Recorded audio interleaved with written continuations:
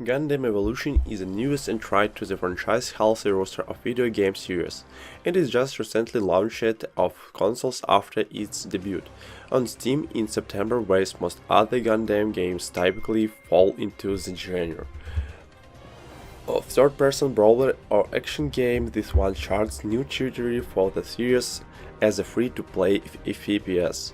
Does this franchise translate well to a genre dominated by modern shooters in shorts? Yes, Gundam Evolution is awesome, but let's go over the mechanics and features that take Gundam Evolution for the new review.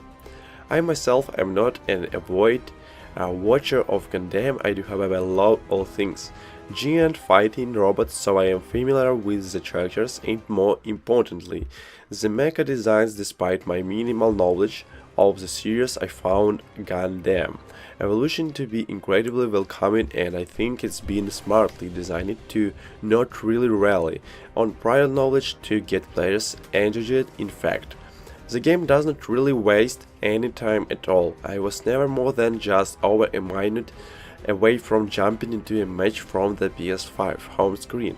That might have something to do with the PS5 blindingly fast SSD, but once you get to the game screen for Gundam Evolution, you just need a single button press to get into a match, and that's fantastic. Something I found particularly interesting in playing Gundam Evolution was just how nimble each mecha was. From what I have seen of the series, I understand that the mobile suits fly and move rather smoothly, but being in the cockpit of one, I was expecting something closer to Demon X Machina or Armored Core in items of movement. There is a resounding with every footstep to let you know that you are planting a 10-ton death machine.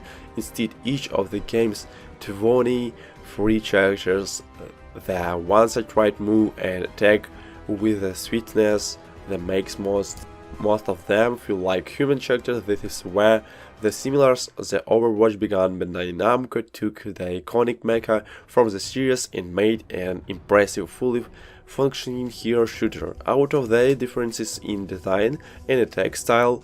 But did they hew a little too closely to Overwatch for comfort?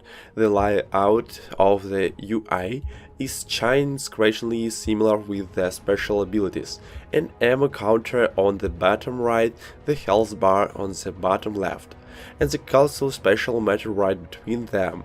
Things got even more suspicious when you have played more than a few of the mecha. The all-rounder Pale Riders plays a lot like Soldier 76, and Gundam Burdens feels like suspiciously similar to Rainbow. With each swing of its melee weapon, the similars are pretty overt, but they did not detract from the game. For me, after an entire them, the game is clearly inspired, but its issue uses that the inspiration they create an excellent experience with characters that have been beloved for decades, and it does all of this while refining the gameplay. Overwatch, introduced all those years ago, once you get into a match in Gundam Evolutions, the actions is fast and frantic. There are three games modes: point, capture, domination, and destruction. Point capture is similar of the Overwatch control mode, where you fight to maintain your team's hold on. The objective domination is a mode where each team battles to control 3 points. Similar and destruction is to really just search and destroy with Gundam. All three games modes definitely inspire combination, and you will probably find yourself switching between mobile stats several times in each match to find one that works for your current scenario. Thankfully, that should not be such a tall order considering just how varied each of these units are. There are 18 in total, but 12 of them are free to use, and 6 of them are premium units that you need to purchase with one of the games.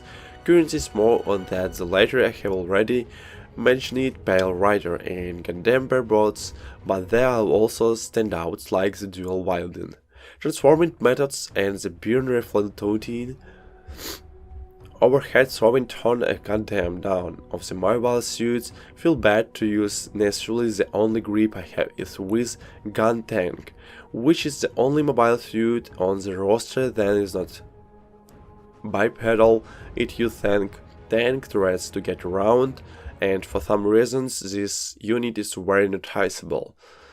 Slippery, there is a tight disconnect between the player's health and motions input and the unit actually stopping, which is so different from other units as to be frustrating. However, it's balanced out with stick dual arm cannons and its special ability that sends out an exploding flying drone. As with any competitive online team-based game, your level of success will largely depend on the group of people that you end up with. This would be mitigated by playing with a team comprised of your friends.